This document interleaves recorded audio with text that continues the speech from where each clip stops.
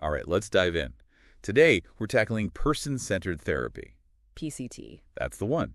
We've got this research essay by Marcin Bogucki, a psychotherapy student. Interesting. Yeah, it's a cool mix of, like, the theory behind PCT, what it's like in practice. Real world stuff. Exactly. Mm, And even some of his own reflections, Yeah. from his experience. I like that. So what's the mission for today's deep dive? Well, I really want to unpack what makes PCT stand out. Okay, yeah. It's definitely unique. How it sees us, like how it views our personalities and all that. Ah, interesting. And, of course, how it actually helps people with, real-life issues. Sounds good to me. So, first things first. What's the deal with PCT? How's it different? Like, if I go to a therapist and they're all about giving advice or assigning homework. Oh, PCT is totally different. It's not about that at all. How so? Well, it kind of flips the whole thing around. Really? You, the client, you're the expert on your own life.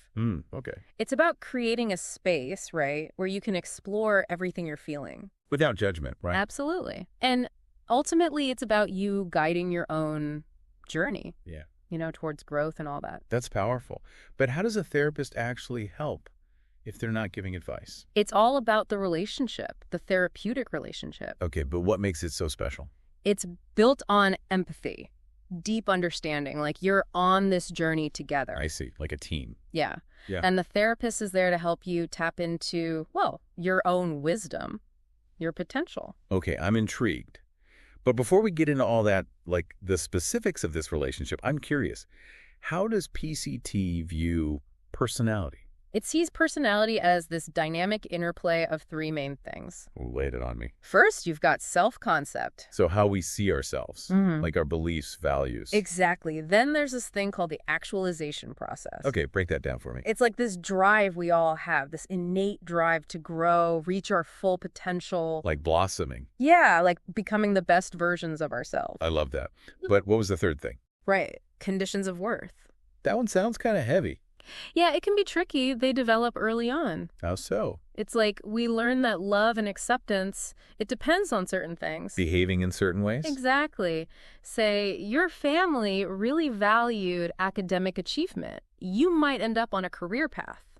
It's not really for you. Right, based more on their expectations than what you truly love. Oh, wow. That makes sense. It's like chasing external validation instead of following like your own internal compass. Precisely. And the essay had this great example. Tell me. So this client was really struggling with career choices. Because of family pressure. Yeah, immense pressure to go down a certain path, even though... It didn't feel right. Exactly. So it's like these conditions of worth, they create a disconnect between who we really are. And who we think we should be. Wow, that hits home. So how does PCT actually address that in therapy? What's the magic of this therapeutic relationship? Carl Rogers, one of the pioneers of PCT, he talked about these 6 core conditions essential for creating that space for transformation. 6. Okay, let's break it down. First one. Psychological contact. It might seem basic. Like, you got to be in the same room. More than that, it's about feeling seen, heard. Truly understood. Yeah, by the therapist. Like everything matters, A therapist's demeanor, the environment. Right. And sometimes there's stuff that makes building trust hard. Past experiences, maybe? Exactly. Like if someone's had bad experiences with therapy before. It might take more time. Absolutely. Okay, next up is empathy. This is a big one, right? Huge. In PCT, it goes beyond just, acknowledging your feelings. It's deeper. Yeah, the therapist is really trying to understand your world from your perspective. That's powerful. The essay even talks about this thing called idiosyncratic empathy. Okay, I'm all ears. It's like understanding the client's unique emotional language. So, like, some people express sadness through anger. Yeah, or joy through tears. It's getting those nuances. Wow, that's fascinating. Okay, what else makes this therapeutic relationship so special? Unconditional positive regard. UPR. That's it. It's radical acceptance. Accepting the client for who they are. Flaws and all. Exactly. It's like saying you're worthy of love and acceptance just because you exist. I love that. The therapist is offering this constant warmth, understanding, no matter what. Creating a safe haven. Yes. A judgment-free zone. You can explore your true self without fear. The essay gave this great example about conditional versus unconditional love. Oh, yeah, I remember that. It's the difference between saying, I'll only love you if you get good grades. Versus, I love you no matter what, even if you make mistakes. Right. UPR creates that safe space to reconnect with yourself. Without needing approval. Yeah. Beautiful. Okay. What's next on our list? Congruence. This is about the therapist being authentic. So not putting on a therapist persona. Exactly. Being genuine, transparent, and this requires self-awareness. For the therapist. Yeah, they need to be in touch with their own stuff, so they don't project judgments. So the client can lead. Exactly. It's your journey. Okay, 2 more. We've got concreteness. That sounds familiar. It's about the here and now, exploring present experiences. Not dwelling on the past. Or worrying about the future. Staying present. And the last one. Immediacy. The therapist is willing to address what's happening in the room right now. So if there's tension, A misunderstanding? bring it up. Yep. Transparency is key. So just to recap, the 6 core conditions. Psychological contact, Empathy, UPR. congruence, concreteness, and immediacy. It all comes back to the relationship. Absolutely. And it's this relationship that empowers you, the client. You're the expert, remember? Mind blown. We've barely scratched the surface. There's so much more. I'm hooked. But for now, we've got to pause our deep dive. Join us next time for part 2. We'll explore these special applications of PCT How it blends with other approaches. to create a truly personalized experience. See you then. All right, welcome back to our deep dive into person-centered therapy. Last time, things got pretty deep, right? We did cover a lot. Those core principles, the client taking the lead. Exactly. And those 6 core conditions. Talk about a powerful relationship. So today, we're diving into... Potential applications. Yes. How PCT can be integrated with other types of therapy. I'm so curious about this. It's what makes PCT so adaptable. You know, it's not a one-size-fits-all approach. More like a toolbox. Yeah, exactly. The therapist can pick and choose based on your needs. Like a personalized blend. So cool. Let's say you're having trouble connecting with your emotions. Okay, yeah. The therapist might use something called focusing-oriented therapy. Focusing-oriented therapy. What's that? It helps you tap into your felt sense. Felt sense. It's that bodily experience of an emotion, like, ugh. Like a knot in your stomach when you're anxious. Exactly. Focusing-oriented therapy helps you explore that, uncover the deeper meaning, Oh, wow. That's interesting. like giving your body a voice, right? Or maybe you're stuck in the past, always worrying about the future. That's me sometimes. The therapist might use some Gestalt therapy techniques.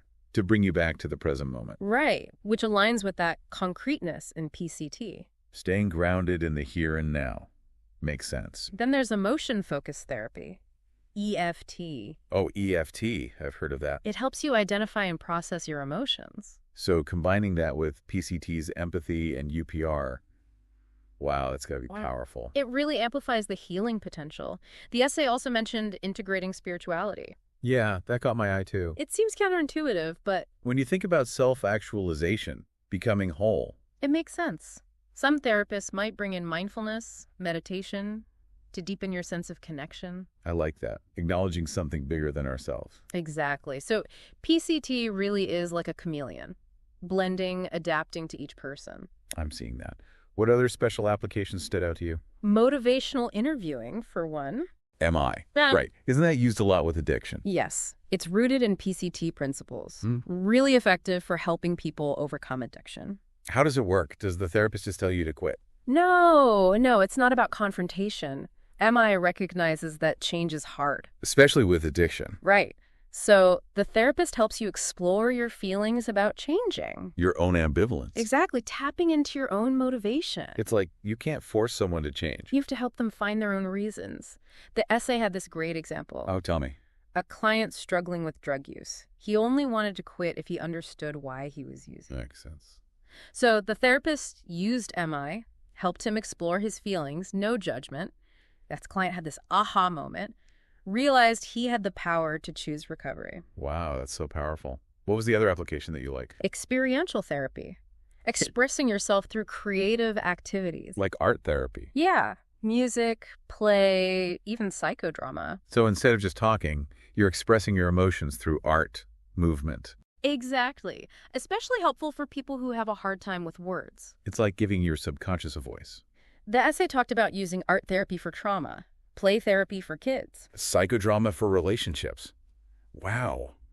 So many possibilities. The essay also touched on working with difficult processes. Difficult processes. Does that mean like specific diagnoses? Not necessarily. It's more about recognizing that some issues can make therapy harder. Like trauma, grief? Yeah, even personality disorders, things that might make it difficult to connect. So PCT can still be used, but it requires extra sensitivity. Exactly. Meeting the client where they are. The key is empathy. No saving the client. The essay made that really clear. Just being present with them, like that example with the client experiencing potential delusions. That one was really powerful. Showed the importance of not dismissing someone's reality. Even when it's hard to understand, it's about honoring their experience. Unconditional positive regard. Trusting in their capacity for growth. Wow, I'm really seeing how versatile PCT is. It's an amazing toolbox. So many ways to help people heal and grow. I feel like we could talk about this forever. But for now, we'll have to take a break. We'll wrap up our deep dive in part 3, explore some final takeaways, some food for thought. Consider this. How could these special applications of PCT change your view of therapy? We'll see you soon. Wow, I'm still processing everything we've covered about person-centered therapy. It's a lot to take in, right? It is, but in a good way.